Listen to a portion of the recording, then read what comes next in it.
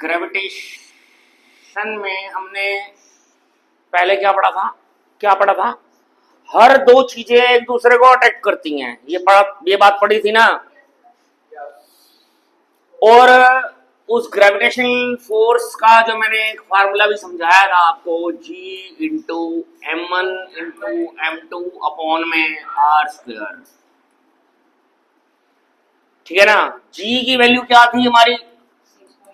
6.67 into 10⁻⁻11 newton metre square upon में kilogram square. जब कोई चीज बताई जाती है ना, उसको याद भी रखना होता है। ये नहीं कि उसी समय सुना और अगले दिन निकाल दिया दिमाग में से, उसको प्रिजर्व करके कुछ रिटेन करके रखना होता है। अगले दिन तुम्हारे से कुछ पूछ लो, तुम्हारे ही करने लग जाते हो, हमारे कुछ आता नहीं है। शर्म नहीं आती तुम्हारे इस बात करते हुए, ऐसी हरकतें करते हुए?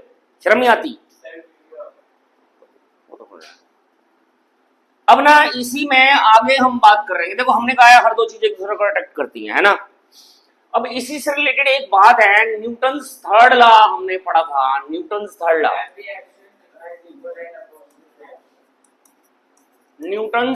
लॉ क्या कहता है कि to every action there is equal and opposite reaction. ऐसा कहा था ना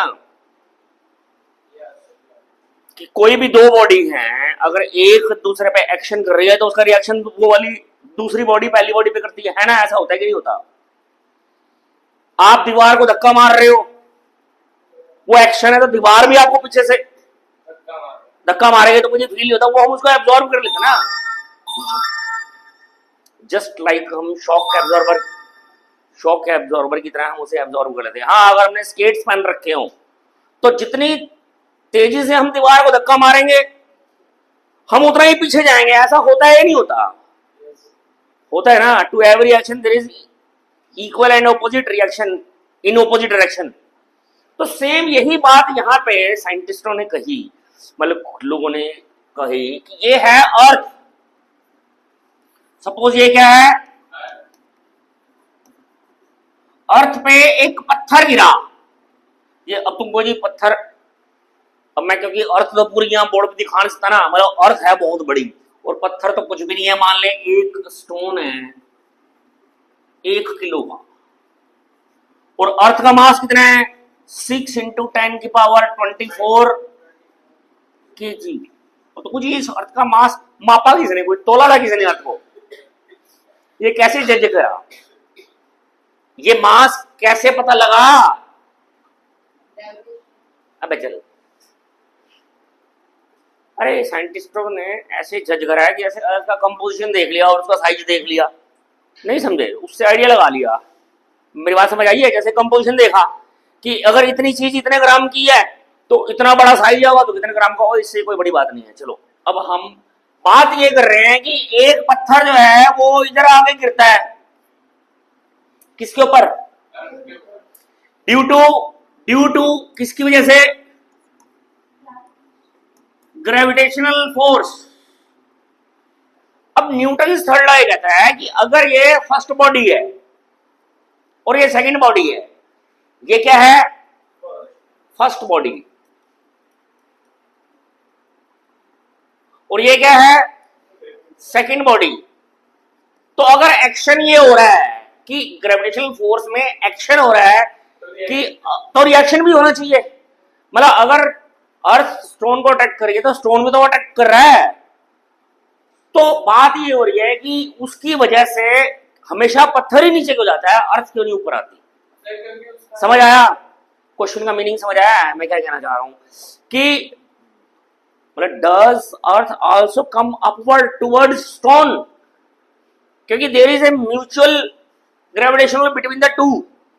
to every action there is equal and opposite reaction. समझ आया? तो अब इसका क्या है? अब तुम क्या कहोगे? अर्थ में भी जब दोनों के बीच में फोर्स लग रहा है तो क्या अर्थ भी ऊपर आती है पत्थर के पास? देखो, अब हम इसका पता लगाते हैं। कैसे? कि अकॉर्डिंग टू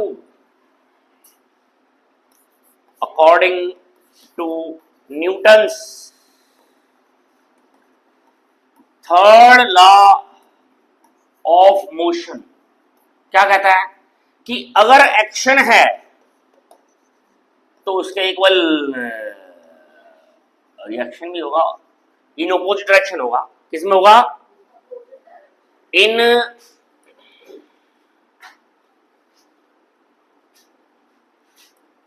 ऑपोजिट होगा कि नहीं होगा? तो अब यहां क्या कह रहा है कि अब हमारा जो हम कर रहे हैं कि एक्शन क्या है हमारा, कि force by earth on stone, और रिएक्शन क्या है कि फोर्स बाई स्टोन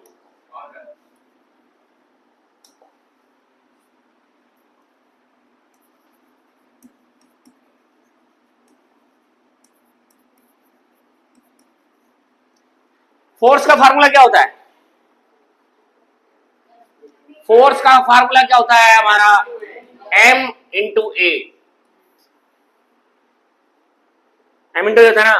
तो फोर्स बाई अर्थ ये हो गया मास ऑफ ई मतलब अर्थ इनटू में एक्सेलरेशन प्रोड्यूस इन अर्थ, ई का मतलब है अर्थ, इक्वल आ गया मास of stone into acceleration produce इन, यहां एक्स का मतलब स्टोन है, ई का मतलब अर्थ है। हमने मान लिया कि दोनों बीच में एक्शन रिएक्शन हो रहा है ना। अब जरा हम हमारा मन क्या है, हम क्या चाहते हैं, हमारी इच्छा क्या है, हम ये देखना चाहते हैं कि अर्थ के अंदर कितनी एक्सेलरेशन प्रोड्यूस हो रही है, अर्थ के अंदर कितनी एक्सेलरेशन। अब हम क्या करेंगे, मास ऑफ अर्थ तो पता है अपने को, क्या पता है, ये भी हमने लिखा था 6 इंटू 10 की power 24 into acceleration produce in earth is equal to mass of stone हमने 1 kg लिया है इंटू एक्सेलरेशन ऑफ स्टोन। तो एक्सेलरेशन इन अर्थ कितनी आ गई? एक्सेलरेशन ऑफ स्टोन अपॉन में 6 इंटू 10 की पावर 24, मतलब ये आ गया एक्सेलरेशन जितनी स्टोन में जितनी एक्सेलरेशन पैदा होती है उसको हम किससे डिवाइड करें? 6 के आगे 24 जीरो, 1 2 3 4 5 6 7 8 9 10 12 13 14 15 16 17 18 19 20 21 22 23 24। सोचो ये जो वैल्यू निकली है ये कितनी वैल्यू है आप बताओगे? This is the acceleration produced in earth, ये वैल्यू कितनी है? जितनी स्टोन के अंदर एक्सेलरेशन होती है उसको इतने से डिवाइड करा, और जब इतने से डिवाइड करा तो ये क्या बचा? ये बचा नेग्लिजिबल। नेग्लिजिबल मतलब होना ना होना बराबर, होना ना होना। जैसे मैंने तुम्हें बताया था एक छोटा सा अंगूर का दाना लो, वो पूरी दुनिया बांट के खा लो बराबर बराबर, तो तुम्हारे हिस्से में क्या आएगा? कुछ भी नहीं, नजर भी नहीं आएगा, नजर भी नहीं आएगा। तो सेम ऐसे ही, हाँ देखो ना न्यूटन का थर्ड लॉ गलत है और ना ही ग्रेविटेशनल फोर्स गलत है। इसका मतलब है यस स्टोन, मतलब हम क्या देखते हैं, stone appears to be going towards earth but earth does not come towards stone. उसके पीछे रीजन ये है कि the mass of the earth is very very very very very very large. क्या? Mass of earth is so large that the acceleration produced in earth is not, is just negligible, is just. ये बात समझ आ गई है? तो ये question आपको आ सकता है कि why does it happen so, कि can we apply third law on when a stone falls on the earth. तो आपको ये एक्सप्लेन करना पड़ेगा। ये बात समझ आ गई है? उतारो इसे।